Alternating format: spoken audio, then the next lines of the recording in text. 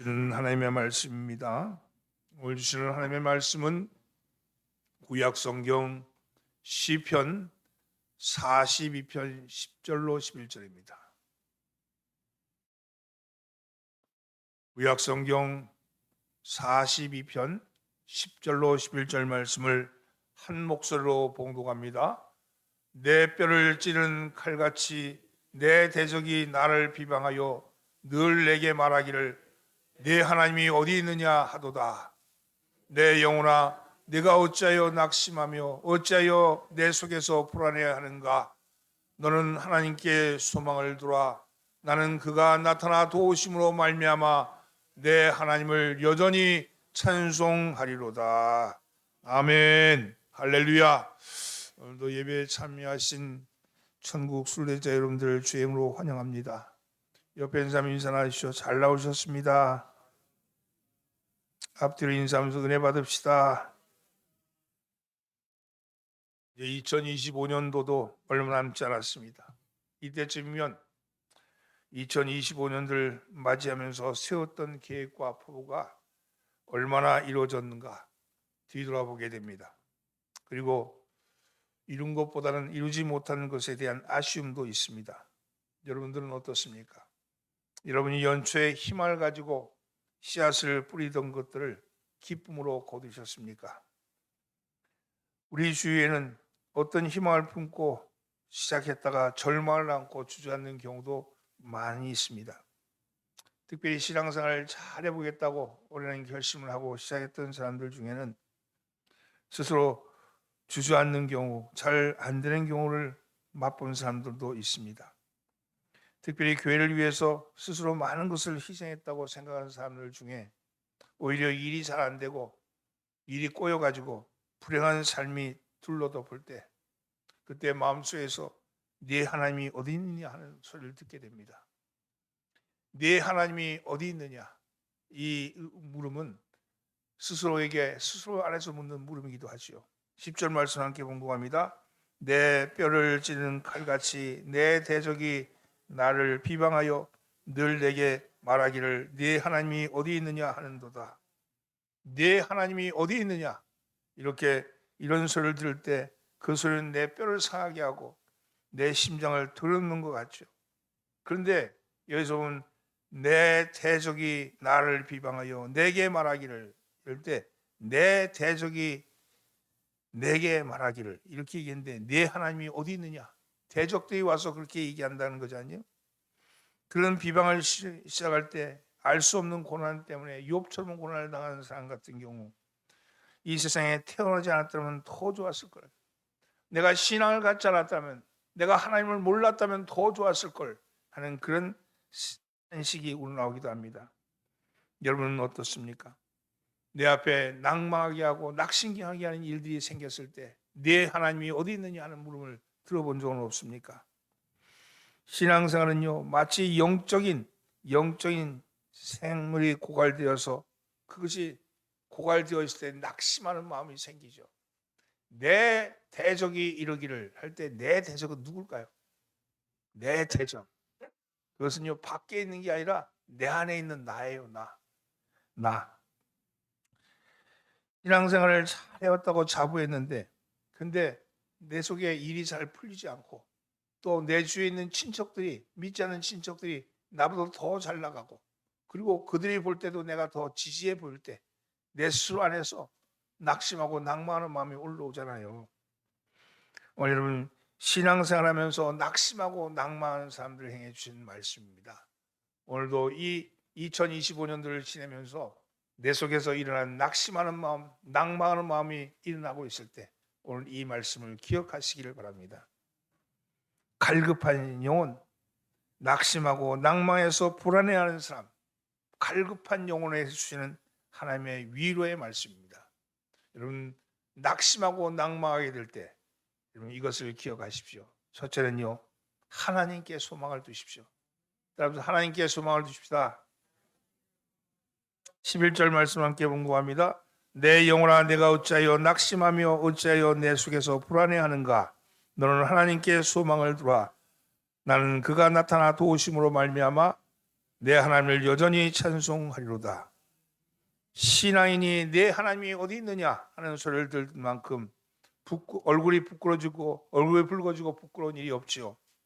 특히 그 소리가 내 내면에서 들려올 때, 내 내면에서 하나님이 어디 있어? 하나님이 어디 있어? 하는 소리가 들릴 때, 그리고 어디를 둘러봐도 하나님이 계신 것 같지 않고, 이렇게 하면 이렇게 응답하셔야 되는데 아무리 노력해도 응답되지 아니할 때, 벽과 같이 느껴질 때, 하나님의 응답의 기미가 보이지 않을 때, 우리의 영혼 속에서는 절망의 안개가 피어오르는 것 같은 느낌을 받습니다.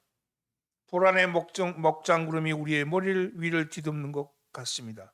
그럴 때 우리의 두 다리에는 힘이 빠지고 어깨에는 힘이 빠지고 매사의 의욕이 사라지고, 그리고 무엇을 하더라도 신바람이 나지 않죠. 주위 사람들의 위로의 말이 오히려 가시가 되어서 내 영혼을 찌르고, 내 믿는 형제가 다가와 웃는 것조차도 나만 하나님께 버림받지 않았나 하는 그런 생각이 들게 합니다. 그러나 기억하시기 바랍니다.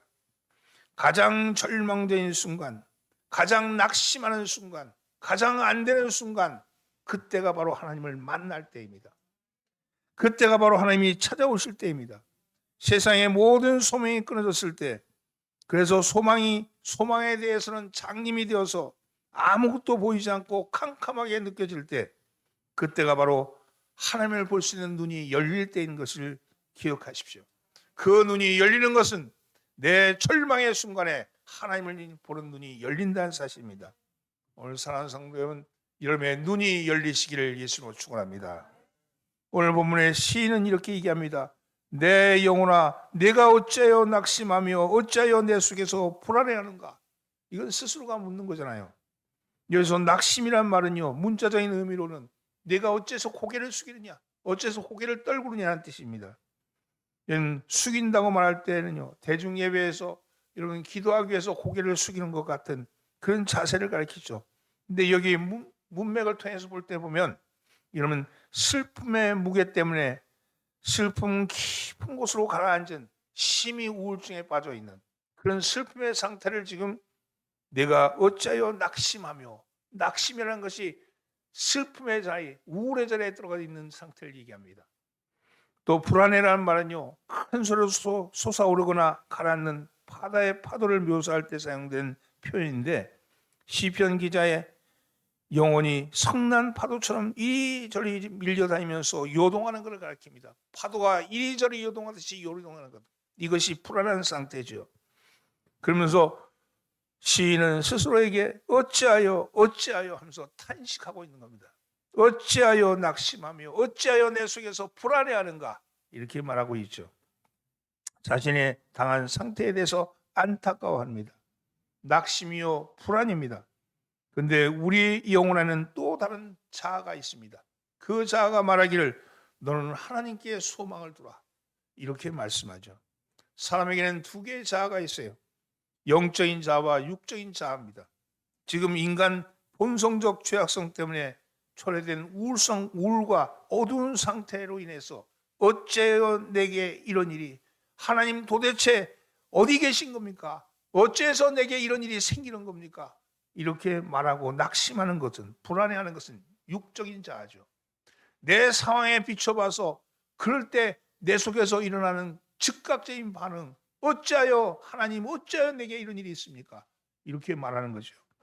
그러나 반면에 하나님부터 온 믿음의 자아는, 하나님의 신앙을 둔 이 영적인 자아는 너는 하나님께 소망을 두라고 말합니다. 용기를 주고 있는 겁니다. 어느 말을 듣는가는 우리의 선택입니다. 여러분, 사람에게 소망을 두는 것이 아니라 하나님께 소망을 두십시오. 상황에 소망을 두는 것이 아니라 하나님께 소망을 두십시오. 하나님께 소망을 둔다는 말은, 이 말은 소망은 하나님께로부터 나온다는 말이에요. 소망은 하나님께 있다는 거예요. 우리의 소망은 하나님께 있습니다. 세상 사람에게 있는 게 아니고, 상황에 있는 게 아니고, 여러분 형편에 있는 게 아니고 하나님께 소망이 있다고 말합니다. 시편 62편 5절 말씀, 나의 영혼아 잠잠히 하나님만 바라라. 무릇 나의 소망이 그로부터 나오는도다. 나의 소망은 하나님께로부터 나옵니다. 여러분, 소망이 분명하면 우리의 상황은 문제가 되질 않습니다. 지금 앞에 놓여 있는 일들은 문제가 되진 않아요. 소망이 확실하면요, 지금 가는 길은 내가 지금 비록 어렵고 힘들더라도 그 길을 가야 하는 목표가 분명하면 여러분 그것은 문제가 되질 않습니다. 여러분 소망을 분명히 하시는 하나님을 바라보시는 여러분 되기를 바랍니다. 가장 비극적인 일은 꿈과 희망을 실현하지 못한 것이 아니라 실현하고자 하는 꿈과 희망이 없는 거예요. 실현하지 못하는 것이 그게 불행한 것이 아니라 실현해야 될 꿈과 희망이 사라져버린 겁니다. 오늘 여러분 주님을 소망 주신 주님, 꿈과 희망이 사라졌다면 그분을 바라보십시오. 그분에게 나옵니다. 꿈과 희망은 그분에게 나옵니다. 생명은 그분에게 나옵니다. 그분만을 바라보시는 여러분 되기를 예수님으로 축원합니다. 꿈과 힘은 축복의 씨앗이요 행복의 설계도입니다. 꿈과 희망을 주시는 하나님을 바라보시는 여러분 되기를 예수님으로 축원합니다. 옆에 있는 사람 인사는 하나님을 바라봅시다. 둘째는요, 따라서 하나님의 도우심을 의지해야 합니다. 내 영혼아, 내가 어찌하여 낙심하며 어찌하여 내 속에 불안해하는가? 너는 하나님께 소망을 두라. 나는 그가 나타나 도우심으로 말미암아 내 하나님을 여전히 찬송하리로다. 하나님께 소망을 둔다는 것, 그것이 무엇입니까? 그것은 하나님의 도우심을 의지한다는 겁니다. 하나님의 도우심을 의지하는 사람이 갖춰야 될 가장 기본적인 게 있어요. 그게 뭐냐? 이상하게 들릴지 모르지만 하나님의 임재를 인정하는 겁니다. 하나님의 임재를 인정하셔야 되는 거예요. 사실 우리 모두는 다 하나님 인정하죠. 매주일 사도성경을 외우지요. 처음에 고백하는 게 뭡니까? 전능하사 천지를 지으신 하나님 아버지를 내가 믿사오니. 여러분, 하나님 아버지를 내가 믿사오며 아닙니까? 이 말은 여러분이 의식하고 고백하든 아니면 습관적으로 고백하든 하나님의 임재를 내가 믿는다는 고백입니다. 매 순간 하나님의 임재를 고백하시는 겁니다. 믿음의 시작이 뭐라고 생각하십니까? 믿음의 시작을 어떤 분은 세례를 받는 것도 믿음이 시작된다. 아니면 어떤 분은 교회에 나오는 것도 시작된다. 그러나 엄밀하게 말하면요, 하나님의 임재하심, 임재라는 것이 지금 여기 와서 함께 한다는 뜻 아니에요? 임만으로 한다는 거 아니에요? 하나님이 지금 나와 함께 하심을 믿는 순간 그때부터 시작되는 겁니다. 하나님이 계시다는 것과 지금 나와 함께 하시다는 사실을 믿을 때 믿음이 시작되는 거죠. 그런데 교회에서 하나님의 존재를 인정하면서도 하나님이 계시지 않는 것처럼 생각하고 말하고 행동하고 있는 사람이 있다는 사실입니다. 하나님의 임재하심을 믿는다는 것, 그건요, 하나님이 믿어지게 하시는 거예요. 아, 하나님이 나와 함께 하시는구나. 하나님이 나와 함께 동행하시는구나. 내가 하는 모든 일이 하나님의 장중에 있구나. 이게 믿어지는 거예요. 이게 믿음의 시작이죠. 하나님을 믿는다면서도 하나님의 능력을 믿지 못하고, 하나님 믿는다고 하면서도 하나님의 성품에 참여하지 못하고, 하나님이 나를 변화시키거나 내 자녀를 변화시킬 수 없다고 생각하는 사람이 있습니다. 사람은 변화되는 게 안 돼. 변화가 될 수가 없어. 나는 그걸 믿어. 이거는요, 그 사람의 생각이죠. 하나님을 믿는 사람은 변화될 수 있다는 겁니다. 하나님이 변화시키기 때문이죠. 사람이 변하면 못하죠. 어떻게 변화시켜요? 누굴 변화시켜요?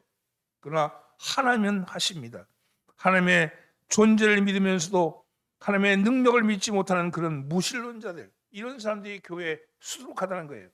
이런 사람에게 하나님의 도우심을 기대할 수 없죠.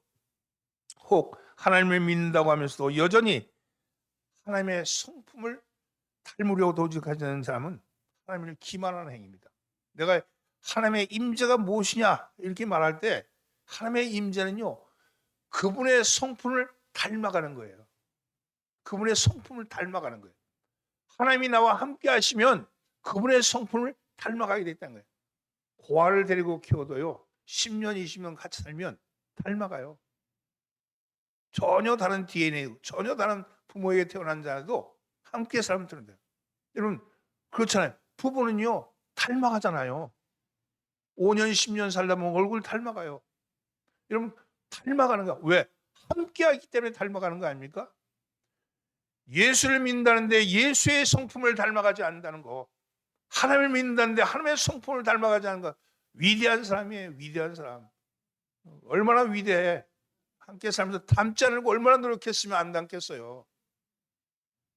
사도 요한은 요한 1서 2장 9절에서 빛 가운데 있다 하면서 그 빛을 미워하는 자는 지금까지 어둠에 있는 자다.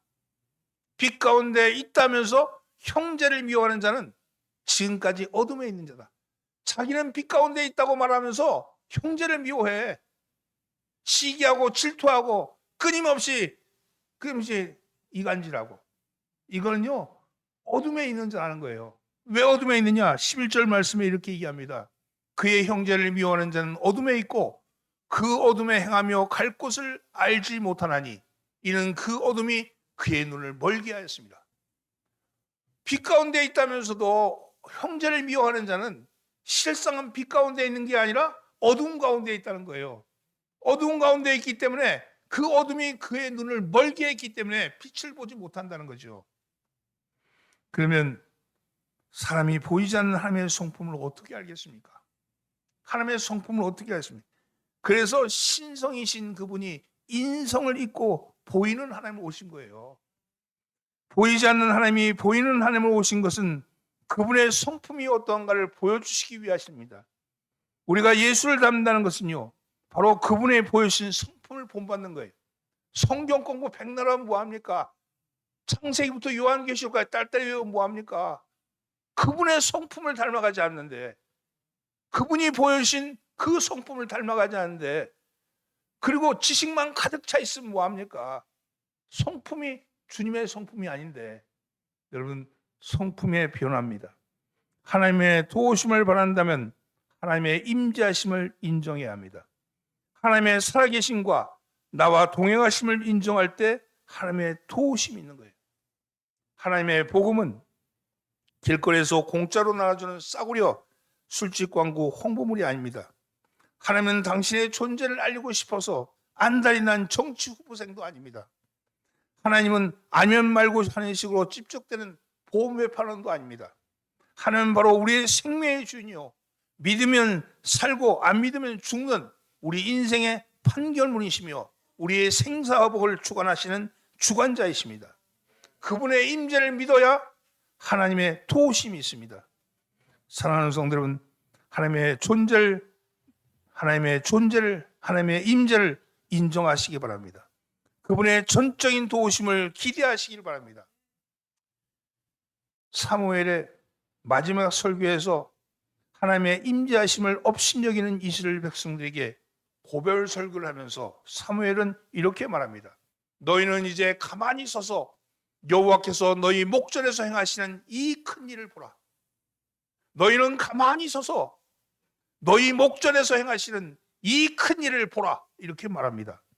그리고 모세는 출애굽기 14장 13절에 보면 10가지 재앙을 받고도 깨닫지 못하고 따라오는 그 애굽의 병사들, 그리고 그 홍해를 건너서 따라오는 그 병사를 바라보면서 이렇게 말합니다. 너희는 두려워하지 말고 가만히 서서 여호와께서 오늘 너희를 위하여 행하시는 구원을 보라.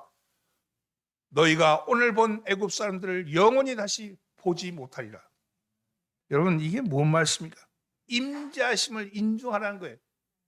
너희가 일하지 말고, 너희가 노력하지 말고, 너희가 수고하지 말고, 내가 한다고 말하지 말고, 내가 하지 말고, 너희는 가만히 서 있으라는 거예요. 너희는 가만히 서, 하나님이 하신다는 겁니다. 여기는요, 하나님의 임재를 인정하고 그럼 가만히 서 있기만 하느냐? 그게 아니고요. 아까 임재한다는 걸 인정하는 것은 닮아간다는 걸 했잖아요. 우리가 할 일은 그분을 닮아가는 거예요. 그분의 임재가 우리 속에 들어와서 함께 사는 거예요. 일은 하나님이 하신다는 거예요. 여러분, 우리가 할 일이 뭐냐?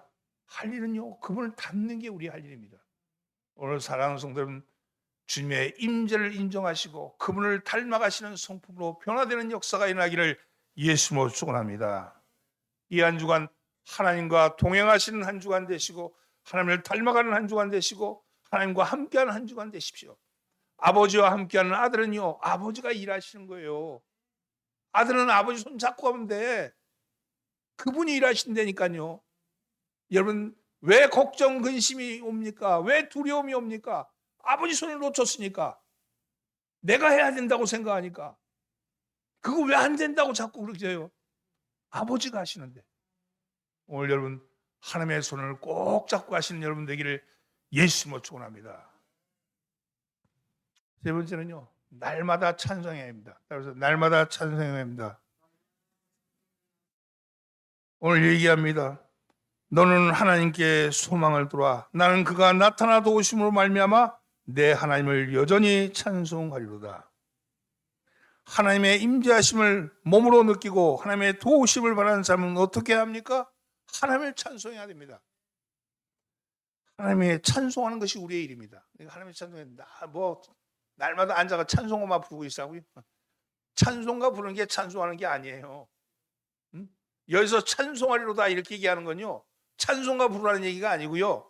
여러분, 하나님의 하시는 일에 대해서 감격하고 감탄하고 감사하는 일이에요. 하나님이 하시는 일을 보면서 가만히 서서 보라 그랬잖아요. 그리고 찬송하라 그랬잖아요. 그 하시는 일에 대해서 감격하고 감동하고 그리고 감사하는 거죠.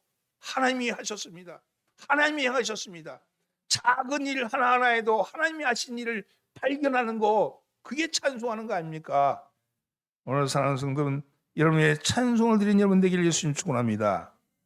히브리서 13장 15절 말씀, 그러므로 우리는 예수로 말미암아 항상 찬송의 제사를 하나님께 드리자. 이는 그 이름을 증언하는 입술의 열매니라. 예수로 말미암아 항상 찬송의 제사를 드리자. 여러분, 예수로 말미암아 인성으로 오신 그분을 본받고 그분을 닮아가는 일을 통해서 하나님이 하시는 일을 간증하는 거죠. 이게 제사 아닙니까? 그러면서 그 이름을 증언하는 입술의 열매라고. 우리는 그분의 이름을 증언하는 것, 그게 찬송 아닙니까? 사랑하는 성도분, 찬송하는 여러분의 입술의 열매가 되기를 예수로 축원합니다. 어느 목사님 꿈에 죽어서 천국에 갔습니다. 천국문에 들었으니까 사도 바울이 손에 종이 한 장을 들고 나와서 그를 반갑게 맞으면서 고개를 갸우뚱거리는 겁니다. 번지수를 잘못 찾았다는 거죠. 그 목사님은 자기 변명을 열심히 했습니다. 자기 소개를 했어요. 세상에서 열심히 공부했습니다. 신학을 했고요. 결과 신학 박사학위도 받았습니다. 조그만 교회를 개척해서 열심히 목회를 해서요, 한 2,000명 모이는 교인들도 있습니다. 대형 교회로 성장시켰습니다. 그러면서 그렇게 막 자기를 변명할 때 사도 바울이 하는 말씀이, 네, 목사님 잘 압니다. 여기 자세히 기록되어 있습니다, 목사님. 그런데 목사님은 목사님을 위한 공부는 많이 하셨지만 하나님을 위한 공부는 하시지 않으셨네요. 이렇게 얘기했답니다. 목사가 깜짝 놀라서 고개를 갸우뚱대자 이어서 말하기를, 목사님이 하신 신학 공부는 세상에서 필요한 것이지 천국에서는 전혀 필요 없습니다. 자, 천국에 하신 일이 무엇인지를 자 보십시오. 그러면서 보여주는데 고개를 들어서 바라보자 천군 천사들이 모여서 하나님을 찬양하는 일을 하는 거예요. 하나님을 찬양하는. 목사님이 고개를 끄덕거리자 사도 바울이, 자, 목사님 이제 그만 다시 세상에 내려가셔서 하나님이 기뻐하시는 공부를 하고 돌아오십시오. 그래서 그렇게 얘기하는 겁니다. 목사님은 천국이 너무 황홀스럽고 너무 아름다워서 내려오지 않으려고 발버둥을 치다가 잠에서 깨어났어요. 여러분, 얼마나 그 이후에 찬송하는 일에 애썼는지, 늘 감사하고 찬송하는 일에 애썼답니다. 여러분, 이런 거죠. 하나님을 찬송하는 찬송가로 생각하지 마시고 그 1차원적인 거예요. 더 깊은 하나님의 일에 대해서, 하나님이 하시는 일에 대해서 감동하고 감격하고 감사하는 거죠. 그리고 그것은요, 어떻게 나타나냐면 가장 작은 것으로부터 시작돼요. 가장 작은 일. 여러분, 가장 작은 일에 감격하고 감동하고 감사하는 거예요. 여러분, 우리 가운데 일어나는 일상의 일 가운데 뭐 대단히 위대한 일을 감사하는 그런 거 아니고요. 아주 일상 가운데 일어나는 일에 대해서 감격하는 거죠. 감사하는 거죠. 지난 지난주에 저기 그 불이 난 무슨 교회? 무슨 교회? 교산교회. 교산교회를 갔다 왔어요. 교산교회를 갔다 왔는데 거기가 강화도의 첫 번째 교회. 강화도의 첫 교회인데 우리 여기 문영길 장로님 아버님 되시는 문순만 문순만 장로님이 거기 장로님 받으셨어. 그리고 여기 덕정교회 와서는 원로 장로셨어요. 근데 교산교회 불이 났다 그래서 거기 가는 길에 푸른 언덕 교회라는 곳을 들렸어요. 푸른 언덕 교회는 제가 구옥말 교회 개척을 해서 교회를 시작했을 때 거의 비슷한 시기에 거기가 개척이 됐었어요. 근데 그 교회 개척하신 목사님이랑 전사님이랑 제가 잘 알아서 우리 교인들한테 야 우리가 개척 교회지만 우리가 가난하지 하나님이 가난하시냐? 그래서 우리 한 달에 1,000원씩 모아서 한 달에 5,000원 모아서 한 주에 1,000원씩 모아서 그렇게 해서 선교원금을 보내자. 그래서 3만 원을 한 달씩 모여서 이제 그 교회에 보냈어요. 나중에 알고 보니까 그 교회 예산이 우리보다 많더라고. 그래서 그 교회가 어떻게 됐는가 보기 위해서 갔어요. 그 교회 후임자가 제 후배가 와 있었는데 그럼 같이 갔더니 선배님 제가 교산교회는 제가 제 차로 모시겠습니다. 그래서 그 차를 타고 교산교회 가면서 이렇게 이야기를 듣는 거예요. 듣는 중에 이런 얘기를 해요. 그 마을에 아주 어려운 남자 교인이 하나 있는데 아내가 이혼을 해가지고 아이를 버려두고 밖에 나갔대. 요즘 엄마가 애들 잘 버려. 남자가 오히려 애들 키우는 경우가 많아. 그러니까 애를 키우니까 아직 어린 애를 키우는데 너무 힘들잖아요. 그러니까 그 목사님 사모님이 가서 도와주기도 하고 또 교회에서 도와주기도 하고 그렇게 아이를 키우고 있는 호레비 그 남자 성도가 있는데 근데 그 성도가 있으면서 그 어렵죠. 어려운데 주일날 예배도 제대로 참석하지 못하고 그런 교인이 있었대요. 근데 그 어머님이 신앙이 좋은데 어머님이 권사님이신데 갑자기 돌아가셨대요. 그래서 장례를 치르고 나서 야 내가 그 목사님의 장례 설교의 마지막은 늘 그렇게 한대요. 고인이 가시면서 좋은 걸 남겨놓고 가셨을 테니까 좋은 복을 남겼을 테니까 늘 그것을 기억하고 기대하십시오. 이런 설교 말씀한대요. 그 권사님 장례식 때도 그렇게 설교하고 그렇게 끝났는데 그랬더니 얼마 지나지 않아서 그 호레비 그 성도가 전화가 왔대요. 목사님 저희 집에 신방 좀 오셔야겠습니다. 그래서 이게 무슨 일인가 싶어가지고 사모님이랑 둘이서 신방을 갔대요. 신방을 갔더니 이분이 하는 얘기가 목사님이 그렇게 설교하셨잖아요. 근데 어머님이 저에게 좋은 걸 남겨주셨다고. 이게 뭐냐? 그랬더니 복권에 당선됐어요. 그래. 복권에 당선이 됐대.